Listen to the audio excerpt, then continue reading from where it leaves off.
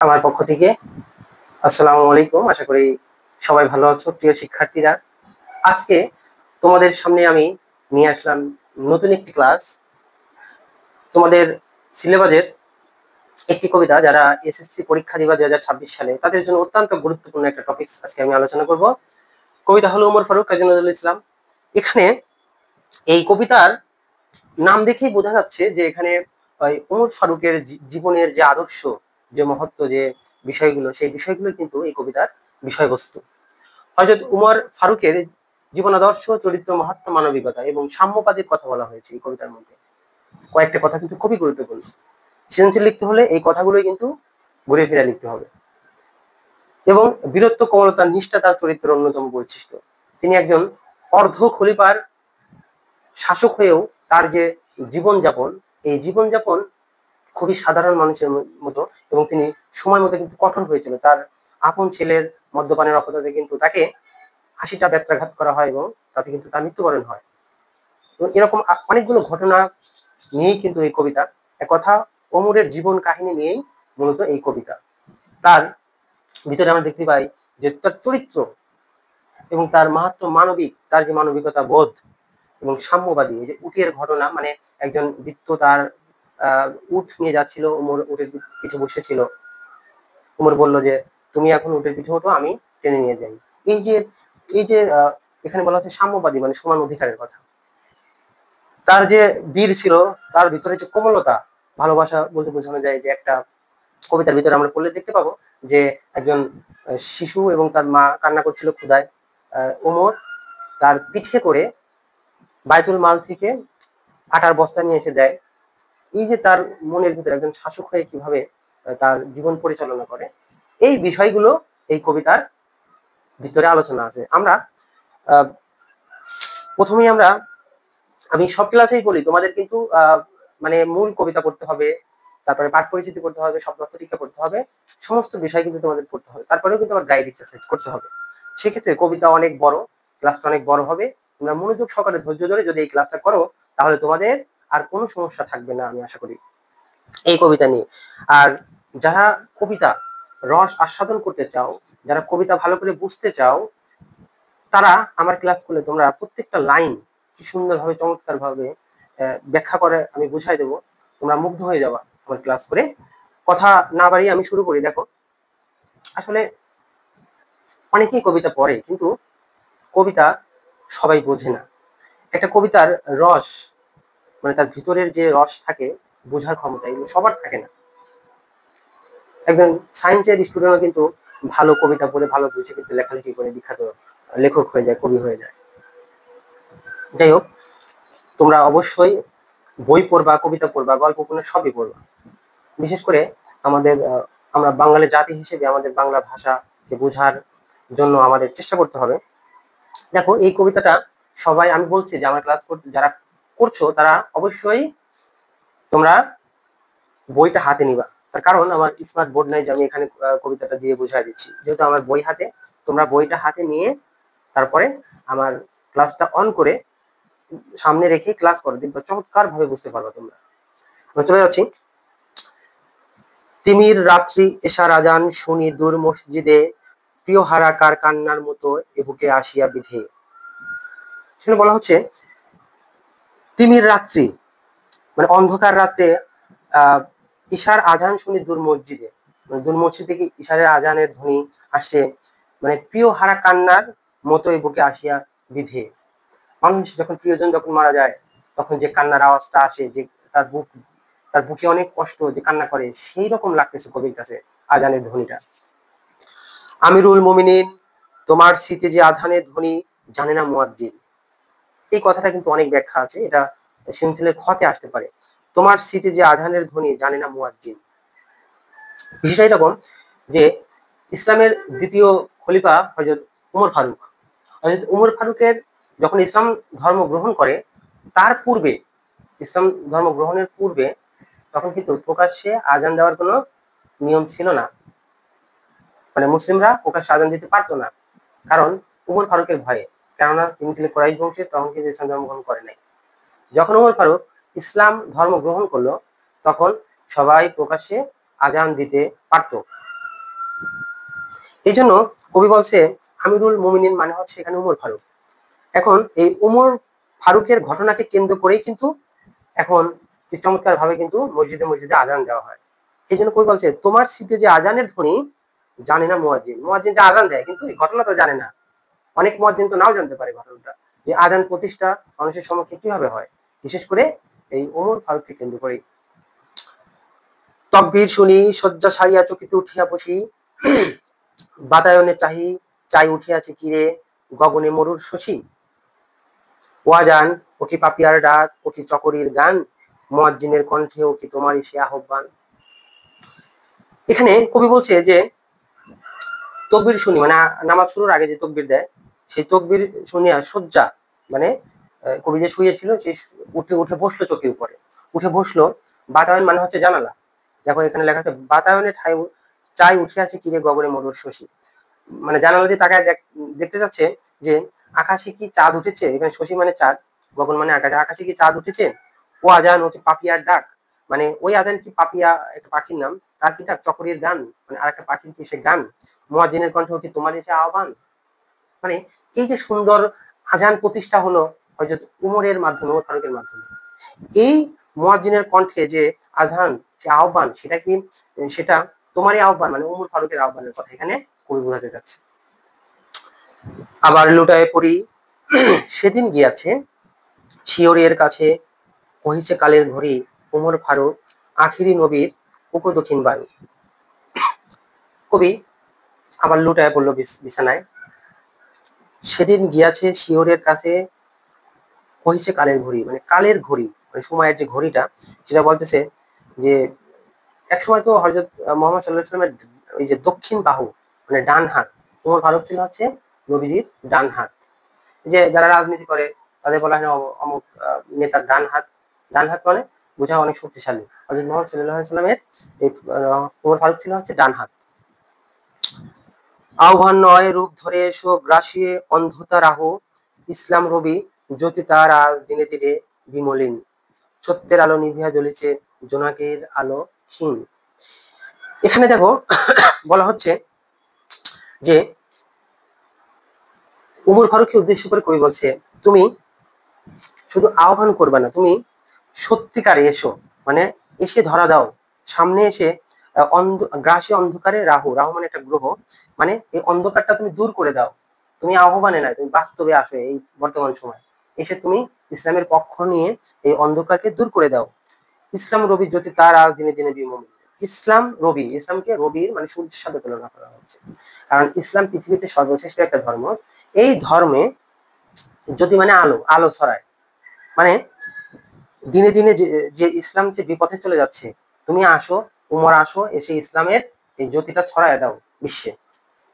সত্যের আলো, এই সত্যের আলো নিভিয়া জ্বলেছে জোনাকির আলো ক্ষীণ, মানে জোনাকের যে আলো ক্ষীণ আলো, মানে ইসলামের এক কথায় এখন বিপর্যয়। কবি ভাবছে যে ইসলামের এখন বিপর্যয়, উমর ফারুক তুমি এসে ইসলামের এই আলোটাকে জোনাকের আলো থেকে রূপান্তরিত করে একদম সারা বিশ্বে ছড়ায় দাও।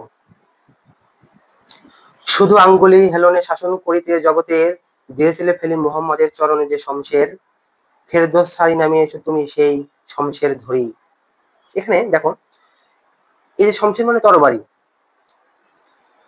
তো নবীজির সামনে কিন্তু ফারুক হচ্ছে তরবারি ফেলায় দিয়ে কিন্তু ইসলাম ধর্ম গ্রহণ করে।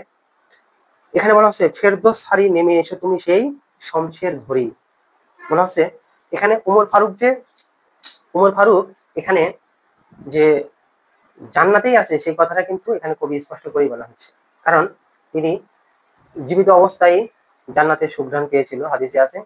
তো ফেরদৌস মানে হচ্ছে জান্নাত, সে জান্নাত ছেড়ে তুমি এসো তুমি সেই শমশের ধরি। তার মানে কবি বোঝাতে চাচ্ছে যে উমর ফারুক তুমি জান্নাত থেকে পৃথিবীতে আবার আসো, এসে আবার তরবারি ধরো, যেন ইসলামের অবনতি না হয়, উন্নতি হয়। আর একবার লোহিত সাগরে লালে লাল হয় মরি, ইসলাম সে তো পরশ মানিক তাকে কে পেয়েছে খুঁজি, পরশে তাহার শোনা হলো যারা তাদেরই মোরা বুঝি, আর বুঝি কেন বলিয়াছেন শেষ পয়গম্বর, মর পড়ে যদি নবী হতো কেউ সে হতো এক উমর। আসলে কবিতার যে কত চমৎকার ভাবে লিখেছেন আমাদের বিদ্রোহী কবি কাজী নজরুল ইসলাম। একজন মানুষের জীবনী নিয়ে কত সুন্দরভাবে কবিতা উপস্থাপন করেছেন, প্রত্যেকটা লাইনই ব্যাখ্যা, সুন্দর সুন্দর কথা। এখানে বলা হচ্ছে আর একবার লোহিত সাগর লাল করি, ওমর ফারুক আসলে পরে আমরা যাতে আবার যুদ্ধ করে শহীদ হতে পারি। ইসলাম কিন্তু পরশ মানিক, পরশ মানিক বলতে বোঝানো হচ্ছে যে পাথর লোহার সাথে ধরলে পরেও লোহাটা সোনা হয়ে যাবে, সেটা বলে পরশ পাথর, পরশ মানিক। ইসলাম হচ্ছে পরশ মানিক, কারণ ইসলাম ধর্ম যারা গ্রহণ করে তারা সোনার মতো হয়ে যায়, তারা ভালো হয়ে যায়। ইসলামের পরশে তাহার শোনা হলো যারা আসছে মোরা বুঝি, আজ বুঝি কেন বলিয়াছে শেষ পয়গম্বর। শেষ পয়গম্বর মানে এখানে বোঝানো হচ্ছে আমাদের প্রিয় নবী হযরত মুহাম্মদ সাল্লাল্লাহু আলাইহি সাল্লাম। এই প্রিয় নবী হযরত মুহাম্মদ সাল্লাল্লাহু আলাইহি সাল্লাম বলছিল যে আমার পরে যদি কেউ নবী হতো তাহলে হতো সে এক উমর ফারুক হতো, কিন্তু আর কোনো নবী হবে না, যদি হতো তাহলে উমর হতো। আমাদের বিশ্ব নবী কিন্তু এটা বলে গেছে, সেই কথা এখানে কবি বলছে। তারপরে দেখো, অর্ধ পৃথিবী করেছে শাসন, ধুলার তখ্তে বসে, খেজুর পাতার প্রসাদ তোমার বারে বারে গেছে খুশি, সাইমন ঝরে পড়েছে কুটির তুমি পরনিগ নুয়ে, উঠবে যারা পড়েছে যাহারা, তুমি ছিলে খাড়া ভুয়ে। বলা হচ্ছে উমর ফারুক তুমি এই অর্ধ পৃথিবী শাসন করতো ধুলার সিংহাসনে বসে, কারণ উমর ফারুকের সিংহাসন ছিল খাজুর পাতা দিয়ে, সেখানে ধুলা পড়ে থাকতো, সেখানে বসে এই অর্ধেক পৃথিবী উমর শাসন করতো খেজুর পাতা দিয়ে। আর সাইমন ঝড় হচ্ছে সমুদ্রের এক ধরনের ঝড়, যেটা অনেক শুকনো বাতাস। পড়েছে কুটির তুমি পড়ানো নুয়ে, সেই ঝড়ে, সাইমন ঝড়ে সেই কি বলে তক্ত মানে সিংহাসনটা নুয়ে পড়েছে, কিন্তু উমর কিন্তু এক এক ফুটো নুয়ে পড়ে নাই, কারণ তার মাথা সবসময় উঁচু ছিল, কারণ সে সত্যের পক্ষে ছিল। তারপরে আমরা দেখি শত প্রলোভন বিলাসে বাসনা ঐশ্বর্যের মদ, করেছ সালাম দূর হতে সব ছুঁইতে পারোনি পথ, সবারে ঊর্ধ্বে তুলিয়া ধরিয়া তুমি ছিলে সব নিচে, বুকে করে সব বেড়া করি পার আপনি রহিল পিছে। এখানে দেখো আধুনিক যুগের যারা আমাদের বর্তমান সময়ে যারা রাজনীতিবিদ, যারা শাসন করে, তারা কিন্তু অত্যন্ত লোভী এবং তারা স্বার্থের জন্যই মূলত রাজনীতি করে, দেশ পরিচালনা করে, যার স্বার্থের জন্য আর কিচ্ছু না। একদম চরম সত্য কথা বর্তমান সময়ে যদি রাজনীতিবিদদের নিয়ে কথা বলতে হয়। উমর ফারুকও তো নেতা ছিল, তার কি অবস্থা, এখনকার যারা শাসন করে তাদের কি অবস্থা, আকাশ পাতাল তফাৎ। তো কবি বলছে শত প্রলোভন, শত লোভ দেখানোর, প্রলোভন মানে লোভ, বিলাস বাসনা মানে ইচ্ছা, অনেক ইচ্ছা আকাঙ্ক্ষা দিছিল, লোভ দেখাইছিল, ঐশ্বর্যের মদ মানে ভোগ বিলাসিতা করার যে মদ্যপান, এই সমস্ত কিছুর লোভ দেখাইছিল ওমর ফারুককে, কিন্তু সেটা কখনো তাকে ছুঁতে পারে নাই। করেছে সালাম দূর হতে সব ছুঁইতে পারেনি পথ, দূর থেকেই সালাম দিয়ে দিয়েছে, তারা দিছে যে এগুলা আমার দ্বারা হবে না, আমি ইসলামের খলিফা, আমি দেশ পরিচালনা করবো নিষ্ঠার সাথে, আদর্শ মানুষ, তার ভিতরে এগুলো ছুঁতে পারে নাই। তারপরে বলা হচ্ছে হেরি পশ্চাতে চাহি তুমি চলে আসো, রৌদ্র দগ্ধ দূর মরুপথ বাহি, জেরুজালেমের কিল্লা যথায় আছে অবরোধ করি। এখানে একটা ঘটনা, এই কয়েকটা লাইনের ভিতরে একটা চমৎকার ঘটনা আছে, আমি আগেও বলছি। এখানে জেরুজালেমের একটা কেল্লা, যে যেমন এই যে বাঁশের কেল্লা বা লালবাগের কেল্লা, এরকম একটা কেল্লা, এটা বিধর্মী যারা তাদের সাথে, তাদের সেই বিধর্মীদের কেল্লা হযরত উমর ফারুকের সেনাবাহিনী মানে সেনা দল অবরোধ করে রাখছে। এখন সেই কেল্লাতে যারা বিধর্মীরা থাকতো তারা বলছে, উমর ফারুকের সেনা প্রধানকে বলছে যে আমি তোমাদের কাছে আত্মসমর্পণ করবো না, উমর ফারুককে আসতে হবে। তখন উমর ফারুক কি করলো, কয়েকটা রুটি খেজুর আর একটা উটের পিঠে আর একটা ভিত্ত মানে হচ্ছে দাস, সে যুগে দাস প্রথা ছিল, নিয়ে তিনি রওনা দিল সেই কিল্লার দিকে। এই ঘটনাটা এখানে মূলত চমৎকার ভাবে দেওয়া, আমি সেটাই পড়ছি। হেরি পশ্চাতে চাহি তুমি চলে আসো, রৌদ্রদগ্ধ মরুপথ বাহি, জেরুজালেমের কিল্লা যেথায় আছে অবরোধ করি, বীর মুসলিম সেনা দল তব বহুদিন মাস ধরি। এখানে এই জেরুজালেমের একটা কিল্লায়, সেখানে তাদের সৈন্যদল, উমর ফারুকের সৈন্যদল অবরোধ করে রাখছে, বীর মুসলিম সেনা দল যারা অবরোধ করে রাখছে মাস, অনেক দিন ধরে, মাস দিন ধরে। দুর্গের ধারে খুলিবে তাহারা, বলেছে শত্রু শেষে, উমর যদি আসে সন্ধি পত্রে স্বাক্ষর করে এসে।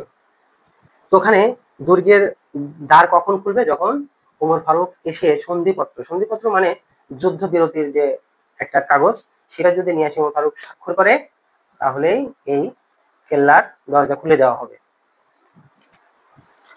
হায়রে আধেক ধরার মালিক আমিরুল মুমিনিন, শুনে সে খবর একাকী উষ্টে চলেছে বিরামহীন সাহারার পাড়ায়, দুলিতে দুখানা শুকনো সবুজ রুটি, একটি মশকে একটু পানি, খোরমা 2-3 মুঠি।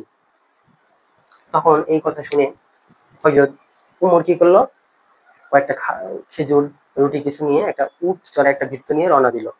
এই যে এখানে সুন্দরভাবে বলা হচ্ছে, শুনে সে খবর একাকী উষ্টে চলে বিরামহীন সাহারা মরুভূমি পার দিয়ে, ঝুলিতে দুখানা রুটি, সবুজ রুটি, একটি মশকে একটুখানি পানি। মানে মশক মানে পানির পত্র, মনে রাখবা, মশক মানে হচ্ছে পানির পত্র। একটা মশকে কিছু পানি নিয়ে তিনি রওনা দিল। কোথায় রওনা দিল? জেরুজালেমের কেল্লার দিকে।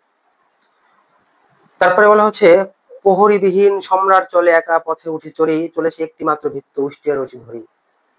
এখন বর্তমান সময়ে যদি কোনো রাজনীতিবিদ বা শাসক বা দেশ প্রধানরা যদি যায়, তাহলে বিশাল একটা সিকিউরিটি গার্ড নিয়ে চলে। আর ওমর ফারুক কিভাবে চলছে? একজন মাত্র ভৃত্য, একটা উট নিয়ে তিনি রওনা দিছে। মরুর সূর্য উদ্ভ আকাশে আগুন বৃষ্টি করে, সে আগুন তাতে খই সম ফোটে বালুকা মরুর পরে। দেখো এখানে সেই যে ওমর ফারুক যাচ্ছে, সে যাওয়ার বর্ণনাটা এখানে দিছে যে একটি মাত্র ভৃত্য, আর এই মরুভূমির সূর্যটা হয়ে গেছে এমন পরিমাণে গরম, সেখানে খই ফুটে যাবে। সেই বালুর উপরে যদি ভুট্টা দেওয়া যায় তাহলে খই হয়ে যাবে, ধান দিলে ভাজা যাবে, এত উত্তপ্ত। কিছু দূর যেতে উঠ হতে নামি কহিলে, ভৃত্য ভাই পেরেশান বড় হয়েছে চালিয়া, এইবার আমি যাই উষ্টি রশি ধরিয়া ওপরে, তুমি উঠে বসো পিঠে, তপ্ত বালুতে চড়িছে চরণে রক্ত উঠেছে ফুটে। তখন এই যে এখানে বলা হচ্ছে যে মানবিকতা, তার ভিতরে যে মানবিকতা, একজন অর্ধ পৃথিবীর শাসক, সে ভৃত্য মানে দাস, তাকে বলতেছে যে এখানে প্রচন্ড গরম, তুমি পারছো না ভাই, তুমি উটের পিঠে বসো আর আমি রশি ধরে টানি। যে একজন অর্ধ পৃথিবীর খলিফা যে শাসন করে, সে এই ধরনের কথা বলছে, এটা কি মানবিকতা না? সাম্যবাদী না? সমান অধিকার? ভিত্তে দস্ত তুমি, কাঁদিয়া কহিল উমর, কেমন এ আদেশ করো তুমি, উষ্টের পিঠে আরাম করিয়া গোলাম রহিবে বসি, আর হেঁটে যাবে খলিফা উমর ধরি সে উটের রশি। তখন এই ভৃত্য বা দাস বলতেছে, হাত চুমু দিয়ে, যে দস্ত মানে হাত, হাতের উপর চুমু দিয়ে বলতেছে যে ওমর, এই আদেশ আমি কেমন করে শুনবো? তুমি মানে তুমি হচ্ছে আমার আহ কি উষ্টের পিঠে আরাম করিয়া গেলাম রহে বসে হেঁটে যাবে উমর খলিফা। বলতেছে তুমি খলিফা, তুমি হেঁটে যাবে রশি ধরে আর আমি উটের পিঠে বসবে, এটা কেমন করে হয়? এটা হবে না। তখন পরের ঘটনা, খলিফা হাসিয়া বলে, তুমি জিতে গিয়ে বড় হতে চাও ভাই রে, এমনই চলে, রোজ কিয়ামতে আল্লাহ যে দিন করিবে উমর, ওরে করণী খলিফা, মুসলিম যাহা তোর সুখ তোর তরে। এখন খলিফা উমর ফারুক বলতেছে যে তুমি কি জিতে যাবা ভাই, এমনই চলে, ছলনা মানে প্রতারণা করে। বলতেছে যে আমাকে তো আল্লাহ তাআলা পাঠাইছে সুখ ভোগ করার জন্য না, কষ্টের জন্য। তুমি কি জিতে যাবে? তুমি রশি ধরে টানবা, কষ্ট পাবা, আর আমি উটের পিঠে চড়ে যাব, এটা তো আল্লাহ খুশি হবে না। তো তুমি কি এটা বলতে চাচ্ছ, তুমি এমন করছো কেন? তুমি কি জিতে যাবা? এখানে জিতে যাওয়া মানে কি? বলা হচ্ছে রোজ কিয়ামতে আল্লাহ যেদিন কহিবে ওমর, ওরে করণে কি খলিফা, মুসলিম জাহাত সুখ করে না। বিষয়টা অনেক চমৎকার একটা ঘটনা। তারপরের ঘটনা আমরা দেখি, কি দিব জবাব, কি করিয়া মুখ দেখাবো রসুলে ভাই, আমি তোমাদেরই প্রতিনিধি শুধু, মোর অধিকার নাই। বলতেছে যে কি জবাব দেব রসুলের কাছে, আমি কি জবাব দেব? আমি তোমাদেরই প্রতিনিধি শুধু, আমি তোমাদের প্রতিনিধি, মোর অধিকার নেই। আরাম সুখের মানুষ হইয়া নিতে মানুষের সেবা, ইসলাম বলে সকলে সমান, কে বড় ক্ষুদ্র কে বা, ভৃত্য চলিল উঠের পৃষ্ঠে উমর ধরিল রশি, মানুষের স্বর্গে তুলিয়া ধরিয়া ধুলায় নামিল শশী। বলা হচ্ছে যে ইসলাম বলে সকলে সমান, কে বড় কে বা ক্ষুদ্র, এই যে সাম্যবাদী, ইসলামে আমাদের আছে যে সবাই সমান, ছোট বড় কেউ নাই, মানুষের ভিতর কোনো ভেদাভেদ নাই। এখানে বিশেষ করে কাজী নজরুল ইসলাম কিন্তু সাম্যবাদী কবি, বিদ্রোহী কবি, সে সমাজের সমান অধিকার প্রতিষ্ঠা করতে চেয়েছে সবসময়। ঠিক তেমনি উমর ফারুকের এই কবিতার ভিতরে কিন্তু সেই কথাই বলা হচ্ছে যে মানুষ হইয়া গেলে মানুষের সেবা, কে বলে ক্ষুদ্র কে বা বড়, সবাই সমান। তারপর ভৃত্য উটের রশি ধরে চলছে, না, উমর ফারুক উটের রশি ধরে চললো, ভৃত্য উটের উপর বসলো, মানুষের স্বর্গে তুলিয়া ধরিয়া ধরিয়া ধুলায় নামিল শশী। তখন এখানে কবি সুন্দরভাবে বলছে যে এই ঘটনা এমন যে মানুষকে স্বর্গে তুলিয়া ধুলায় নামিল শশী। মানুষের মানে তার উমর ফারুকের মর্যাদাটা এত এখানে বলা হচ্ছে যে তাকে স্বর্গে তুলিয়া আর এই চাঁদটা নিচে নেমে আসলো, ধুলায় নেমে আসলো। তারপরে দেখো, জানি না সেদিন আকাশে পুষ্প বৃষ্টি হইল কিনা, কি গান গাহিল মানুষে সেদিন বন্ধি বিশ্ববিনা, জানি না সেদিন ফেরেস্তা তব করেছে কিনা স্তব, অনাগত কাল গিয়েছে শুধু জয় হে মানব। এখানে বলা হচ্ছে জানি না, কবি বলছে আমি জানি না সেদিন আকাশে পুষ্প বৃষ্টি হইল কিনা। এই যে ঘটনাকে কেন্দ্র করে বলা হচ্ছে সেদিন কি পুষ্প বৃষ্টি মানে পুষ্প মানে ফুলের বৃষ্টি হয়েছে, এইরকম একটা ঘটনা ঘটে গেল।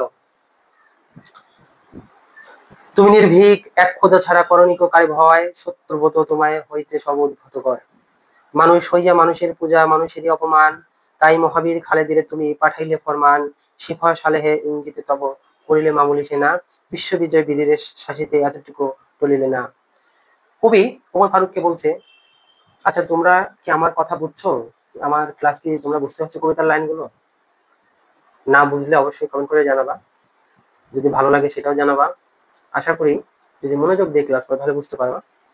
যাই হোক, দেখো এখানে বলা হচ্ছে উমর ফারুককে উদ্দেশ্য করে বলছে কবি যে তুমি নির্ভীক মানে যার কোনো ভয় নেই, তুমি তুমি ভয় পাও না এক খোদা ছাড়া, মানে সৃষ্টিকর্তাকে ছাড়া, খোদাকে ছাড়া তুমি কাউকেই ভয় পায় না, শত্রুগত তোমার হইতে সব উদ্ধত কয়, মানে তুমি সত্যবাদী একজন মানুষ, সত্য যেখানে সেখানে তুমি, মানুষে হইয়া মানুষের পূজা মানুষের অপমান, তাই মহাবীর খালেদের তুমি পাঠাইলে ফরমান।